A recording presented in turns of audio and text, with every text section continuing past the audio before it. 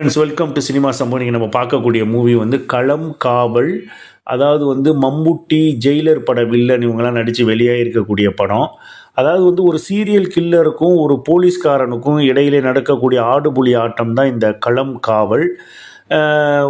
மலையாள இயக்குனர்கள் பார்த்தீங்கனாலே என்ன பண்ணிடுறாங்கன்னா, ஒரு கிரைம் த்ரில்லர் எடுக்கணும்னா அதை வந்து மேக்ஸிமம் பீரியாடிக் மூவியாகவே போயிடுறாங்க. இப்போ ரீசெண்டாக வந்த ஈகோ படமும் இதே மாதிரி தான் பீரியாடிக் மூவியாக போனனால தான் அதில் வந்து யார் அப்படின்றத நம்மளால் கண்டுபிடிக்க முடியல.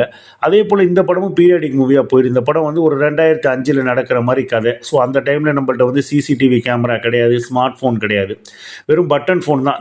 இந்த பட்டன் ஃபோனை வச்சுக்கிட்டு இந்த கிரைம் எல்லாம் பண்ணிகிட்டு இருக்கிற சீரியல் கில்லர் யார் அப்படிங்கிறத கண்டுபிடிக்கிறத ரொம்ப சுவாரஸ்யப்படுத்தியிருக்கிறாங்க. இவங்க பீரியாடிக் மூவியாக எடுத்தா என்ன, இல்லை அட் ப்ரெசென்ட்டில் நடக்கிற மாதிரி எடுத்தானா, நமக்கு தேவை அந்த 2.5 மணி நேரம் நம்மளை வந்து ஒரு சீட்டேஜ் த்ரில்லராக அந்த படம் கட்டி போடுதான்னு தான் பார்க்கணும். அப்படி பார்க்க போனால் இந்த களம் காவல் கண்டிப்பாக நம்மளை கட்டி போடும். இல்லை வர வந்து ஒவ்வொரு ட்விஸ்ட் அண்ட் டர்னும் ரொம்ப சுவாரஸ்யமாகவே நமக்கு இருக்கும். அடுத்து என்ன நடக்குன்ற அந்த ஒரு ஜானரில் தான் இந்த படம் போயிட்டுருக்கு. மம்முட்டி வந்து இந்த படத்தில் வந்து நடிக்கவே இல்லைன்னு தான் நான் சொல்லுவேன். அவர் வந்து அப்படியே வாழ்ந்துருக்கிறாரு. ஒரு போலீஸ் உமனைசர் எப்படி இருப்பான், ஒரு சீரியல் கில்லர் எப்படி இருப்பான் அப்படிங்கிறத வாழ்ந்துருக்கிறார். அவரோட வந்து கண்ணு பேசுது, மூக்கு பேசுது, அவர் பிடிக்கக்கூடிய சிகரெட்டு பேசுது. இப்படி தான் அவரோட நடிப்பெல்லாம் இருக்குது. அதே போல் அந்த ஜெயிலர் பட வில்லன் அவரும் வந்து சொல்லவே தேவையில்லை. அவர் வில்லத்தனத்திலே பயங்கரமாக நடிப்பார். அவர்கிட்ட போய் போலீஸார் நடிகன்னு சொன்னால் இதையுமே அவர் ரொம்ப யதார்த்த நடிப்பாக வெளிப்படுத்தியிருக்கிறாரு. அதே போல் மலையாள படங்கள் வந்து பட்ஜெட்டே இல்லைங்க. இந்த படமும் ஒரு லோ பட்ஜெட்டை போட்டு நல்லா சம்பாதிச்சிடுறாங்க அவங்க.